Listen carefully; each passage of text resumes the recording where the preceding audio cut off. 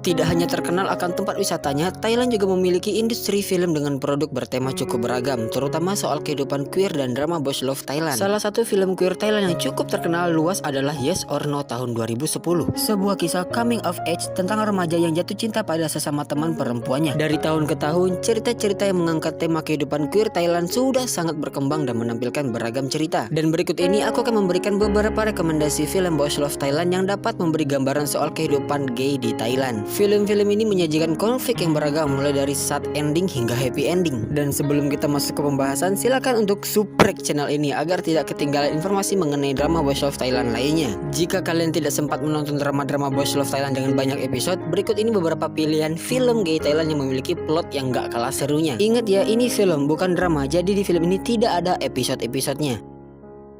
The Blue Horse. Film ini tayang pada tahun 2015 yang lalu, menceritakan tentang Tam yang diperankan oleh Gun Atapan, seorang remaja laki-laki yang mengalami perundungan di sekolahnya. Kemudian tanpa sengaja ia bertemu dengan seorang remaja laki-laki misterius bernama Pum yang diperankan oleh Oap Niti di sebuah kolam renang yang sudah terbengkalai. Setelah pertemuan pertama itu, Tam merasa bisa berbicara apa saja soal kehidupannya kepada Pum. Ia bercerita tentang kondisinya yang sering dirundung di sekolahnya, serta menceritakan tentang ibu dan ayahnya yang membenci orientasi seksualnya. Tidak seperti kebanyakan drama boys love biasanya, The Blue House dibungkus dengan alur cerita misteri dengan bumbu klinik yang sebetulnya simbol dari kecemasan seorang remaja yang memiliki orientasi seksual yang berbeda dari orang-orang di sekitarnya. How to Win a Kickers Every Time tahun 2015.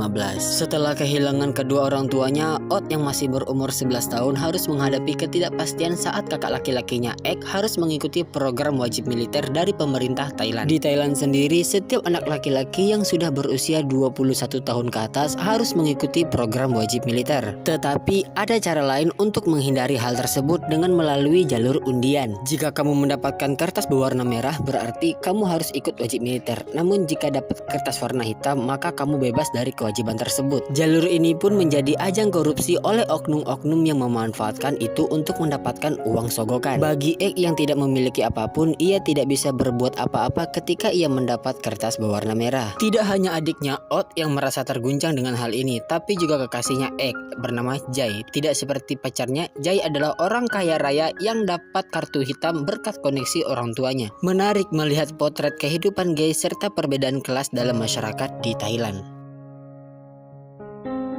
Sweet Student Boys. Film ini tayang pada tahun 2016 yang lalu, menceritakan tentang Nek, seorang pemuda remaja berusia 17 tahun yang selama hidupnya hanya berfokus pada belajar dan sekolah saja. Ayahnya sudah lama tidak ada di dalam hidupnya, sedangkan sang ibu sibuk bekerja dan sering telat pulang ke rumahnya. Seperti kebanyakan remaja pada umumnya, Nek merasa sangat tertekan dan kesepian, tidak hanya karena masalah keluarga, tapi juga pertanyaan dalam dirinya.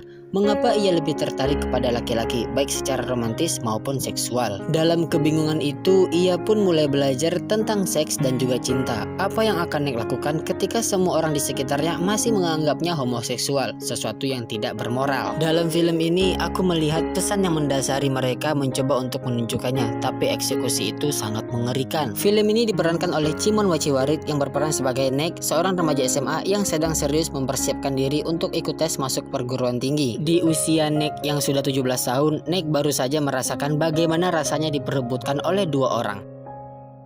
Fathers the Movie. Film ini tayang pada tahun 2016 yang bertemakan tentang orang tua yang gay. Mungkin masih sedikit film di Asia yang bercerita tentang bagaimana pasangan gay memutuskan untuk memiliki anak dan membesarkan mereka di tengah kondisi masyarakat yang masih tidak menerima keberadaan pasangan sesama jenis. Ini yang menjadi premis dari film Father ini, sebuah film gay Thailand yang bercerita tentang pasangan gay bernama Pon dan Yuk yang memutuskan untuk memiliki anak. Ketika anak mereka bernama Bat menginjak kelas 1 SD, ia menghadapi pertanyaan dari teman-temannya tentang mengapa ia tidak memiliki ibu. Hal itu membuat Pon dan Yuk agak tidak nyaman. Seorang direktur organisasi perlindungan anak bernama Ratia kemudian menyarankan agar pasangan tersebut membantu Bat menemukan ibunya. Hal itu tentunya memunculkan konflik-konflik di antara pasangan itu. Namun mereka tetap menginginkan yang terbaik untuk anak mereka.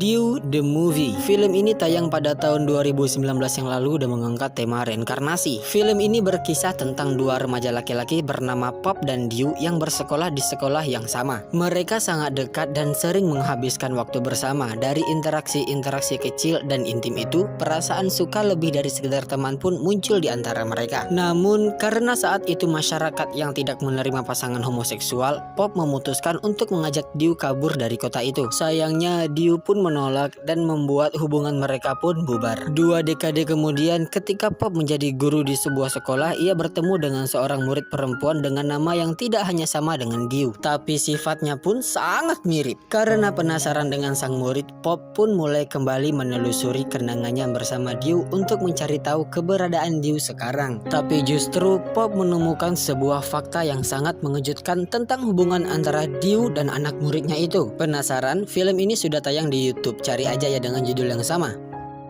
Frozen Still Perfect. Film ini tayang pada tahun 2020 dan merupakan lanjutan dari film pertamanya di tahun 2015 yang lalu. Film ini sebetulnya merupakan sequel dari bagian sebelumnya ketika Toy jatuh cinta dengan Odd, seorang pria keren yang sebentar lagi akan menikah. Pengalaman tersebut membuat Toy patah hati berat. 4 tahun kemudian, dia tidak sengaja bertemu dengan Odd lagi di bandara. Semua rasa sakit yang ia alami kembali lagi. Untuk mengobati patah hatinya, ia berlibur ke sebuah penginapan bernama Kohot dan bertemu dengan tamu-tamu lain yang mengalami situasi patah hati yang sama. Namun sialnya, Odd menyusul Toy ke penginapan itu dan mengatakan bahwa ia masih merindukan dan mencintai Toy. Cie yang belum move on. Lantas bagaimana Toy menghadapi situasi ini? Akankah ia tetap memilih bersama Odd setelah mengalami patah hati yang sedemikian rupa? Mereka berdua sama-sama dihadapkan di antara dua pilihan, cinta atau nafsu. Sebenarnya cinta yang terjalin di antara mereka begitu indah, tapi hal itu menyakiti orang-orang di sekitar. Bagaimanakah mereka akan menghadapi ini? Film ini sudah tayang di YouTube dengan subtitle Inggris maupun subtitle Indonesia.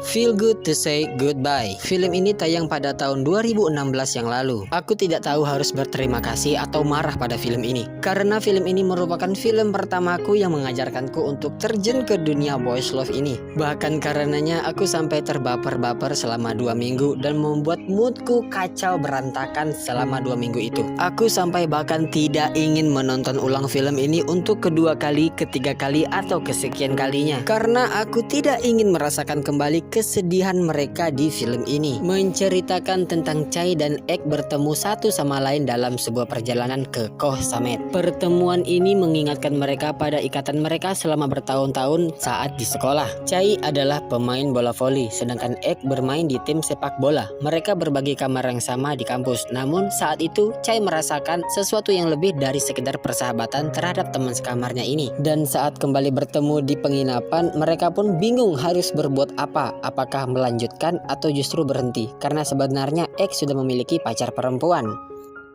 Meskipun begitu, beberapa film ini mengandung unsur-unsur yang lebih dewasa dari yang kita pikirkan. Bagaimana? Apakah kalian tertarik untuk menontonnya? Atau justru kalian sudah menonton semuanya? Kalau ada film yang belum kalian nonton, coba deh tonton lagi. Dan ingat ya, tetap kuat-kuat iman saat menontonnya.